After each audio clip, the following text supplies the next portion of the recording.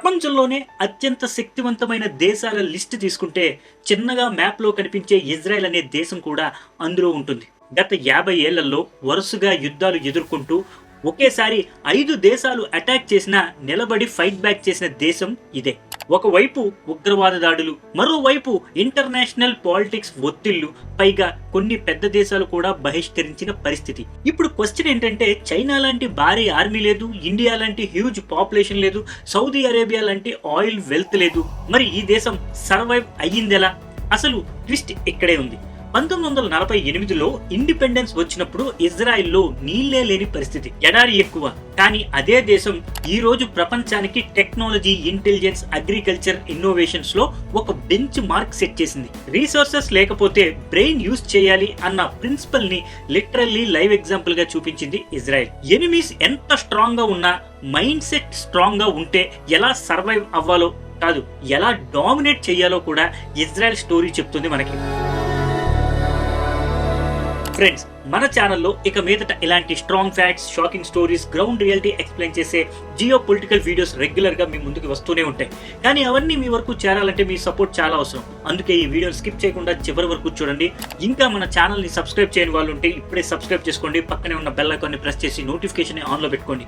ఈ వీడియో మీకు నచ్చినట్టయితే లైక్ చేయండి, మీ ఫ్రెండ్స్ అండ్ ఫ్యామిలీస్ కి షేర్ చేయడం మర్చిపోకండి. మీరు ఇచ్చే ఈ చిన్న సపోర్ట్ మన ఛానల్ ను ముందుకు నడిపిస్తుంది. ఇక ఆలస్యం చేయకుండా వీడియోలోకి వెళ్ళిపోతాం. 1948లో ఇజ్రాయెల్ ఏర్పడినప్పుడు ప్రతి పౌరుడికి రోజు కేవలం 10 లీటర్ల నీటిని మాత్రమే కేటాయించేంతటి కటిక దరిద్రంలో ఆ దేశం ఉండేది. అసలు ఆ పరిస్థితుల్లో ఎవరు చూసినా ఈ దేశం బ్రతికితే చాలు, ఆఫ్రికా లాంటి పేద దేశంగా అయినా కనీసం సర్వైవ్ అయితే అదే బిగ్ అచీవ్మెంట్ అనేవారు. ఇజ్రాయెల్ మనుగడ సాధించడమే ఒక అద్భుతమని ప్రపంచం భావించింది. కానీ ఏ సహజ వనరులు లేని ఆ ఎడారి దేశం ఇవాళ అగ్రరాజ్యాలైన అమెరికా, చైనా మరియు భారత్ వంటి దేశాలకే టెక్నాలజికల్ ఎడ్జ్ ఇచ్చే స్థాయికి ఎలా ఎదిగింది అనేది ఒక అంతు చిక్కని మిస్టరీ. ఇజ్రాయెల్ అంటే కేవలం ఆయుధాలు అమ్మే దేశం మాత్రమే కాదు, ప్రపంచంలోనే 8వ అత్యంత శక్తివంతమైన గ్లోబల్ ఫోర్స్ మరియు సక్సెస్ఫుల్ కంపెనీలకు కేర్ ఆఫ్ అడ్రస్ గా నిలిచిన ఒక స్టార్టప్ నేషన్. 1948 మే 14న స్వాతంత్రం ప్రకటించుకున్న మరుసటి రోజే ఏ మాత్రం ఊపిరి పీల్చుకునే సమయం కూడా ఇవ్వకుండా ఈజిప్ట్, సిరియా, జోర్డాన్, ఇరాక్ మరియు లెబనాన్ ఈ 5 దేశాలు ఒకేసారి దాడికి దిగితే ఆ మారణ హోమం మధ్య ఇజ్రాయెల్ తన జైత్ర యాత్రను మొదలుపెట్టింది.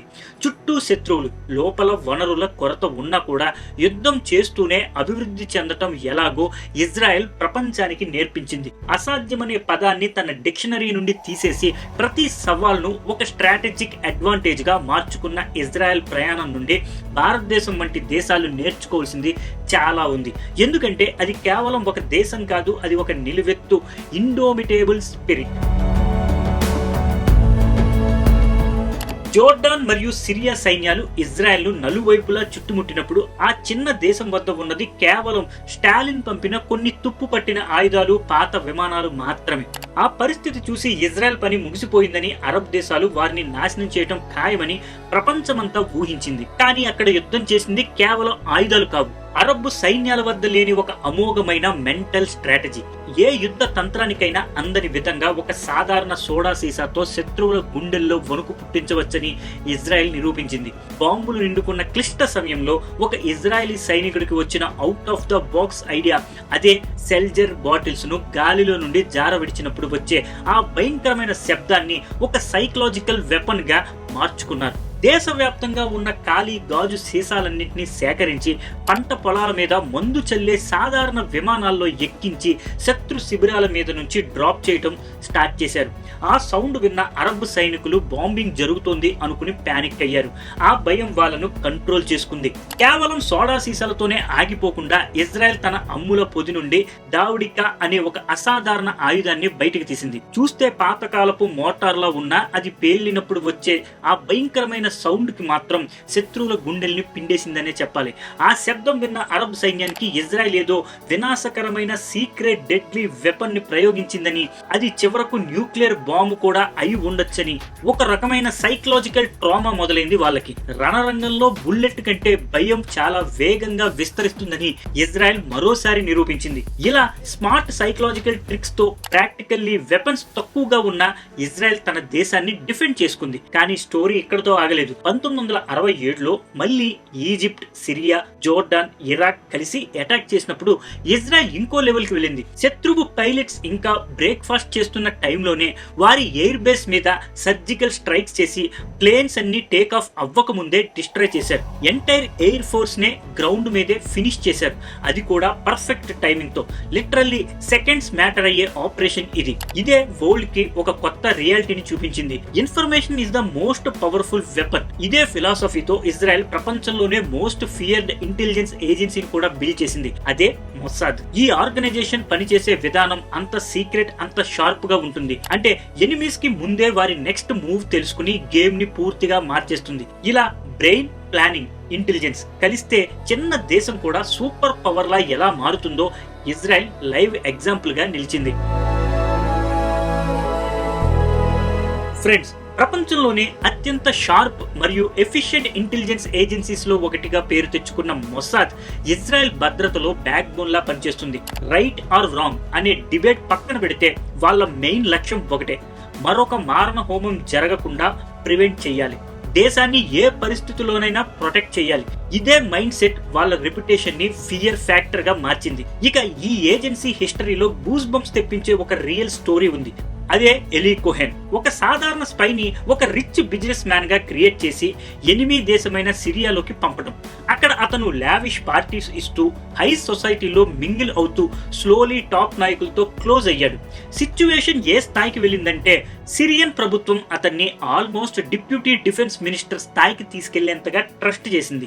ఇది సినిమా స్టోరీ కాదు, ఇజ్రాయెల్ లో జరిగిన రియల్ ఘటన. ఎలీ కేవలం ఇన్ఫర్మేషన్ కలెక్ట్ చేయలేదు, బ్యాటిల్ ఫీల్డ్ ని డిజైన్ చేశాడు. బార్డర్ ఏరియాస్ కి వెళ్లి సిరియా ఆర్మీ ఎక్కడ హైడ్ అయిందో, వారి బంకర్స్ ఎక్కడున్నాయో అన్నది డైరెక్ట్ గా అబ్జర్వ్ చేశాడు. ఒక రోజు స్మార్ట్ గా మన సైనికులు ఎండలో ఎందుకు అంత సఫర్ అవుతున్నారు, వాళ్ళకి నీడ కావాలి, రెస్ట్ ఉండాలి అని చెప్పి యాకలిప్టస్ చెట్లను నాటించే ఐడియా ఇచ్చాడు. ఎందుకంటే ఆ చెట్లు తర్వాత ఇజ్రాయెల్ కి పర్ఫెక్ట్ మార్కర్స్ గా మారాయి. ఇక్కడ ఎనిమీ బంకర్స్ ఉన్నాయని చెప్పే లైవ్ లొకేషన్స్ అవి. ఇలా ఒక చిన్న సజెషన్ తోనే ఫ్యూచర్ వార్ కి మ్యాప్ తయారు చేశాడు. గన్ను కాల్చక ముందే గేమ్ గెలిచేయడం అంటే ఇదే. కొన్ని నెలల తర్వాత ఇజ్రాయెల్ సైన్యం ఎక్కడ ఆ చెట్లు కనిపించినా అక్కడే కరెక్ట్ గా స్ట్రైక్ చేసి సిరియన్ బంకర్స్ ని ఒక్కొక్కటిగా డిస్ట్రాయ్ చేసింది.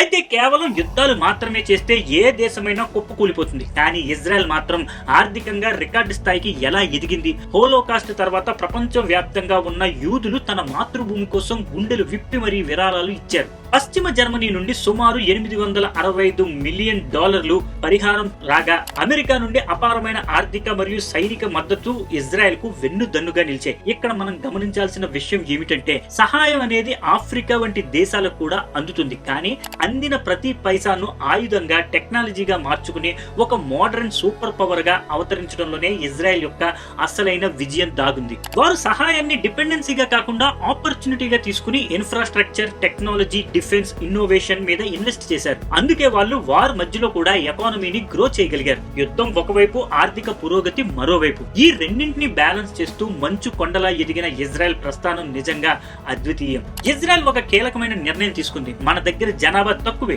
కానీ ప్రతి పౌరుడు వరల్డ్ క్లాస్ అవ్వాలి. ఇంజనీర్ అయినా, డాక్టర్ అయినా, సైంటిస్ట్ అయినా ప్రతి ఒక్కరూ గ్లోబల్ స్థాయిలో కాంపీట్ చేయాలని వాళ్ళు నమ్మారు. అదే రీజన్ వల్ల ఇప్పటికీ ఎడ్యుకేషన్ కి హైయెస్ట్ ప్రయారిటీ ఇస్తున్నారు. అక్కడి క్లాస్ రూమ్స్ నుంచే ప్రపంచాన్ని మార్చే ఇన్నోవేషన్స్ వస్తున్నాయి. ఉదాహరణకి 1960లలో సించా బ్లాస్ అనే ఇంజనీర్ నీటి కొరత సమస్యను సాల్వ్ చేయడానికి డ్రిప్ ఇరిగేషన్ అనే రెవల్యూషనరీ టెక్నిక్ ని కనిపెట్టాడు. తర్వాత అది నెటాఫిమ్ అనే కంపెనీగా మారి ఈ రోజు ప్రపంచ వ్యాప్తంగా ఈ టెక్నాలజీ నేర్పిస్తూ బిలియన్ సంపాదిస్తుంది. ఈ ఒక్క ఇన్నోవేషన్ వల్లే ఇజ్రాయెల్ 60% తక్కువ నీటితో హై క్వాలిటీ క్రాప్స్ పండిస్తుంది. అలాగే మెడికల్ ఫీల్డ్ లో కూడా ఒక బ్రేక్ త్రూ వచ్చింది. పిల్ క్యామ్ అనే చిన్న క్యాప్సూల్ కెమెరా కడుపు సమస్యలను డయాగ్నైజ్ చేయడానికి ప్రపంచ వ్యాప్తంగా యూజ్ అవుతుంది. ఇక డిఫెన్స్ విషయానికి వస్తే ఎనిమీ రాకెట్స్ నుంచి ప్రొటెక్ట్ అవడానికి ఇజ్రాయెల్ యునైటెడ్ స్టేట్స్ తో కలిసి ఐరన్ డోమ్ అనే అత్యాధునిక సిస్టమ్ ని బిల్డ్ చేసింది. ఇది ఇన్కమింగ్ రాకెట్స్ ని మిడ్ ఎయిర్ లోనే డిస్ట్రాయ్ చేస్తుంది. ఇంకా ఈ రోజు మనం మాట్లాడుకుంటున్న సెల్ఫ్ డ్రైవింగ్ కార్స్ లో ఉన్న బ్రెయిన్ టెక్నాలజీని కూడా ఇజ్రాయెల్ కంపెనీ మొబైల్ ఐ తయారు చేసింది. అందుకే ఇంటెల్ వంటి దిగ్గజ సంస్థ ఏకంగా 1.4 lakhs crores వెచ్చించి దాన్ని కొనుగోలు చేసింది. అంటే యుద్ధ ట్యాంకులు చప్పుడు మధ్య కూడా ఇజ్రాయెల్ ప్రపంచ స్థాయి ఆవిష్కరణను సృష్టిస్తూనే ఉంది. ఎందుకంటే వారికి తెలుసు, సంపద అనేది భూమిలో ఉండే చమురు నిల్వల్లో లేదు, అది మనిషి మెదడులో ఉండే క్రియేటివ్ ఇంటెలిజెన్స్ లో ఉందని. రీసోర్సెస్ లేకపోయినా, మ్యాన్ పవర్ తక్కువైనా, నాలెడ్జ్, ఇన్నోవేషన్, ఎడ్యుకేషన్ మీద ఫోకస్ పెడితే ఒక దేశం ఎంత దూరం వెళ్ళగలదో ఇజ్రాయెల్ లైవ్ ఎగ్జాంపుల్. 1990లలో సోవియట్ యూనియన్ యుఎస్ఎస్ఆర్ కుప్పకూలినప్పుడు ప్రపంచమంతా రాజకీయ ప్రకంపనలతో వణికిపోతే ఇజ్రాయెల్ మాత్రం ఆ సంక్షోభాన్ని తన ఎదుగుదలకు అవకాశంగా మార్చుకుంది. ఆ సమయంలో సుమారు 10 లక్షల మంది యూదులు ఇజ్రాయెల్ కి మైగ్రేట్ అయ్యారు. కానీ ఇది జస్ట్ పాపులేషన్ ఇంక్రీజ్ మాత్రమే కాదు, ఇది ఒక బ్రెయిన్ పవర్ ఎక్స్ప్లోషన్. ఎందుకంటే సోవియట్ యూనియన్ తన సైన్స్, ఇంజనీరింగ్ టాలెంట్ కి వరల్డ్ ఫేమస్. అక్కడి నుంచి వచ్చిన వారిలో చాలా మంది top level scientist, highly skilled engineers. దాంతో ఒక్కసారిగా ఇజ్రాయెల్ జనాభా 20% పెరగడమే కాకుండా world most educated work force దొరికింది. కానీ ఇక్కడే ఒక బిగ్ ప్రాబ్లం, అదే కంటిన్యూ వార్స్, బోర్డర్ టెన్షన్స్ వల్ల ఫారెన్ ఇన్వెస్టర్స్ ఎవ్వరూ అక్కడ పెట్టుబడి పెట్టడానికి రెడీగా లేరు. అంటే వరల్డ్ క్లాస్ టాలెంట్ ఉన్న ఆపర్చునిటీ లేదన్నమాట. అప్పుడు ఇజ్రాయెల్ ప్రభుత్వం ఒక బ్రిలియంట్ మాస్టర్ ప్లాన్ వేసింది, అదే యోజ్మా ఫండ్. యుద్ధాలు జరుగుతున్న దేశంలో పెట్టుబడి పెట్టాలంటే భయపడే ఇన్వెస్టర్లకు ఇజ్రాయెల్ ప్రభుత్వం ఒక బ్రహ్మాండమైన ఆఫర్ ఇచ్చింది. మీరు ఒక స్టార్ట్అప్ లో 60% పెట్టుబడి పెడితే మిగిలిన 40% మేమే పెడతాం. ఒకవేళ ఆ స్టార్ట్అప్ ఫెయిల్ అయితే ఆ నష్టాన్ని ప్రభుత్వమే భరిస్తుంది. కానీ అది సక్సెస్ అయి భారీ లాభాలు వస్తే మాత్రం 5 ఏళ్ల తర్వాత మా 40% వాటా మీరు వెనక్కి విచ్చేసి అసలు ధరకే కొనుగోలు చేసి మొత్తం లాభాలను మీరే సొంతం చేసుకోవచ్చు అని ప్రకటించింది. ఒక్కసారి ఊహించండి, రిస్క్ అంతా ప్రభుత్వాన్ని, లాభమంతా ఇన్వెస్టర్లది. ఇంతకంటే అద్భుతమైన బిజినెస్ స్ట్రాటజీ ప్రపంచంలో ఎక్కడైనా ఉంటుందా? ఈ వ్యూహంతో ప్రపంచ వ్యాప్తంగా ఉన్న వెంచర్ క్యాపిటలర్స్ అందరూ క్యూ కట్టారు ఇజ్రాయెల్ కి. ఫలితంగా ఎడారి దేశంలో డాలర్ల వర్షం కురిసింది. యుద్ధ భూమిలో బాంబులు పడుతున్నా ఇజ్రాయెల్ ప్రభుత్వం తన మేధావుల ఐడియాల మీద నమ్మకంతో ఆడిన ఈ క్యాల్కులేటెడ్ గ్యాంబ్లింగ్ ఆ దేశాన్ని ప్రపంచ స్టార్టప్ పటంలో ఒక అజేయమైన శిఖరంలా నిలబెట్టింది. చరిత్ర సాక్షిగా ఇజ్రాయెల్ దిక్కులేని స్థితిలో ఉన్నప్పుడు ఏ దేశము అండగా రాలేదు. కానీ ఎప్పుడైతే తనను తాను ఒక పవర్ హౌస్ గా మార్చుకుందో ఇవాళ అగ్ర రాజ్యాలే ఆ దేశం ముందు క్యూ కడుతున్నాయి. 140 కోట్ల జనాభా ఉన్న మన దేశం కేవలం యంగ్ కంట్రీ అని సంబరపడిపోతే సరిపోదు. ఇజ్రాయెల్ లాగా విద్య మరియు నైపుణ్యాల మీద భారీగా పెట్టుబడి పెట్టి ప్రతి భారతీయుని ఒక క్యాపబుల్ ఫోర్స్ గా మార్చకపోతే మన జనాభా మనకే భారం అవుతుంది. ఇజ్రాయెల్ ప్రయాణం మనకు ఇచ్చే సందేశం స్పష్టం. నీ సమస్యలే నీ ఆయుధాలు కావాలి, నీ మేధస్సే నీ సామ్రాజ్యం కావాలి. అప్పుడే భారత్ కూడా ఒక గ్లోబల్ సూపర్ పవర్ గా, విశ్వ విజేతగా నిలుస్తుంది. ఇది ఫ్రెండ్స్ ఈ రోజు వీడియో. ఈ వీడియోపై మీ అభిప్రాయం ఏంటి? ఈ వీడియో మీకు ఎలా అనిపించింది? మీ ఆలోచనలు కింద కామెంట్ సెక్షన్ లో తెలియచేయండి. మన ఛానల్ ని సబ్స్క్రైబ్ చేసుకునే వాళ్ళు ఉంటే సబ్స్క్రైబ్ చేసుకోండి. పక్కనే ఉన్న బెల్ ఐకాన్ ని ప్రెస్ చేసి నోటిఫికేషన్ ని ఆన్ లో పెట్టుకోండి. ఈ వీడియో మీకు నచ్చినట్టయితే లైక్ చేయండి. మీ ఫ్రెండ్స్ అండ్ ఫ్యామిలీస్ కి షేర్ చేయడం మర్చిపోకండి.